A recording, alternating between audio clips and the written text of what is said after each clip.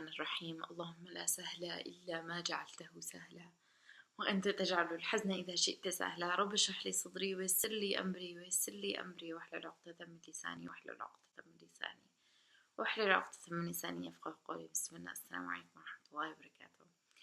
So a couple of days ago we had the solar eclipse, and in its magnificence, in its beauty, in its glory, and in just the fact that it's a miracle, it kind of was another reminder of how we take the blessing of Allah SWT for granted. And it's because every single day we see things that are worthy of the chitter chatter of the eclipse, meaning that every single day we see things that our minds can't believe, and things that we cannot fathom. And we look at the sky, and it's just you don't even know that you're looking at the first sky of sab'a samawatun tibaqa. And when you look at the ground and how it's just everlasting and expanding, and you look at each tree and each leaf, and even so much as each speck of dirt on the ground. And when I look at the miracles of Allah subhanahu wa ta'ala, I see the solar eclipse. I see the reaction of the solar eclipse every single day. And it was kind of sad, because I'm like, we take Allah subhanahu wa ta'ala's endless and miraculous blessing for granted. And we shouldn't. We walk past these miracles of life, and we just walk past. And I don't know, maybe I'm saying that because I live in West Virginia, and I just get to drive through and see the most beautiful view, whether I'm going to Walmart or I'm going to a friend's house. I don't know, maybe that's just a constant reminder of Allah subhanahu wa ta'ala, but I really can't imagine that anywhere else would be any different, in a sense that Allah subhanahu wa ta'ala's beauty is everywhere you look, everywhere you turn. وَخَلَقَ السَّمَاوَاتِ وَالْأَرْضِ وَمَا بَيْنَهُمَا. And He created the heavens and the earth and all that lies in between. And I just think, subhanAllah, how Allah subhanahu wa ta'ala, He blessed us and He created us with 5 senses, in which that we can touch things that are concrete in front of us, and we can feel it, in a sense that we can see the beauty of Allah subhanahu wa ta'ala, and it's before our very eyes, in a sense that we can hear the birds chirping, and we can hear, rain, the beauty of, and the serenity, and with the feeling of with hearing the rain, we get to feel the serenity of it as well. And the hairs of our arms stand up. And subhanAllah, Allah subhanahu wa ta'ala gave us as human beings, He gave us the ability to comprehend only so much of what our 5 senses can witness. Only so much of what is before us, of what we can touch, what we can feel, what we can smell. But there's a bigger miracle, and that is our fitra. That is who we are as people. It's how Allah subhanahu wa ta'ala created us, conditioned to believe in the metaphysical, in the physical. Yet we believe unsoundly in the metaphysical. We believe wholeheartedly in the expansion of just the galaxies. We believe ineffably in just the miracles of Allah subhanahu wa ta'ala. We believe in the Quran, we believe that Allah subhanahu wa ta'ala is one, and we have no hesitation about who is the one God. We just believe in it. And Allah subhanahu wa ta'ala, He created us as miracles. He created us with the fitra, with the huda inside of us.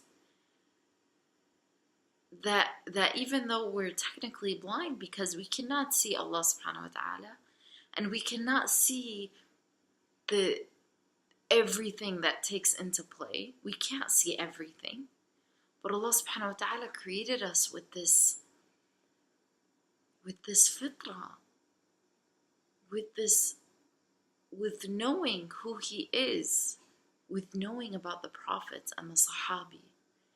And when you listen to scholars, or when you listen to people that are passionate about their faith, and you listen to the way they describe Rasulullah SAW, they describe the battles of Badr and Uhud, you think that they were there because of how passionately they believe in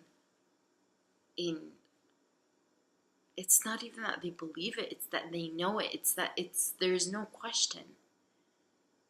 And that in itself is a miracle. And something I used to do in college is that when there would be an exam or something like that, I would go around and I would ask my friends, please make turbo dua for me. Meaning, please make sincere dua that this exam is going to be easy. That Allah subhanahu wa ta'ala is going to bless me and He's going to, just please make turbo dua. And I would say that.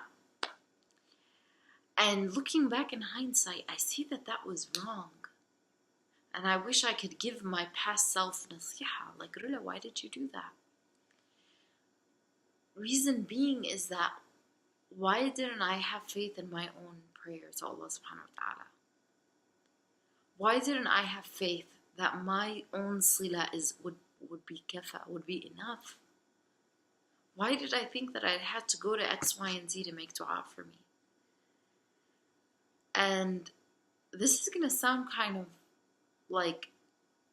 of scary to think about, but idol worshippers, essentially when they worship an idol, what's happening? That they're, whatever they're asking for of their God, they believe that this statue is going to bring their prayer to their Lord. Essentially, that's what they believe.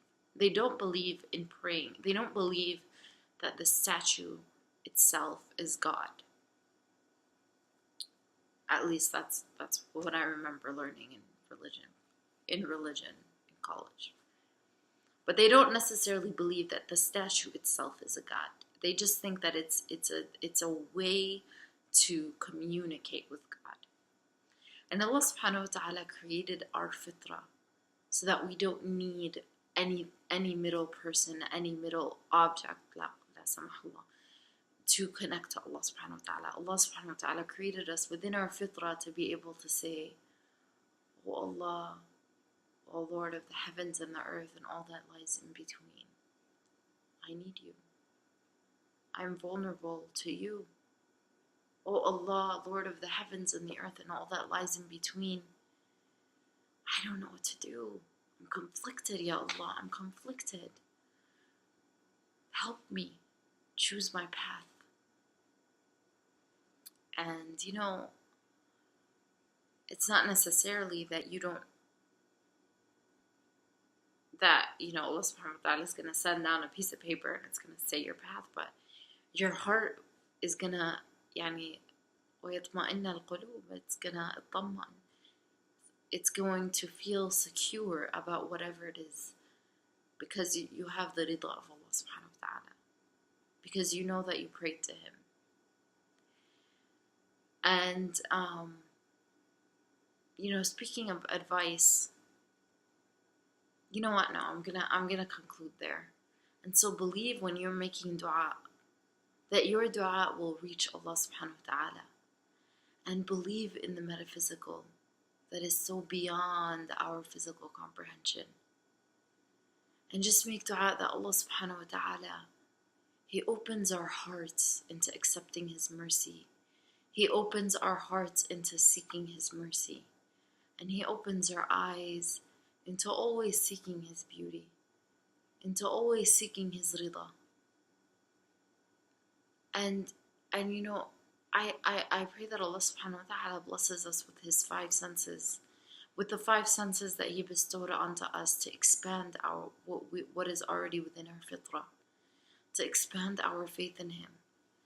That everything that we do with our hands, we do amal salih with them. we give money to the charity. Whatever we hear, Quran, and beauty and dua, and with our tongue. And I'm going to share this advice, and I'm going to call it the tasbih challenge. But let's try to do more tasbih. Let's try to do more tadhkir. Subhanallah, alhamdulillah, astaghfirullah, la ilaha illa ant. And let's try every time there's a faragh in our brains to fill that faragh in our hearts as well, and just do tasbih. Anytime you're sitting by yourself, this week, let's do a tasbih challenge.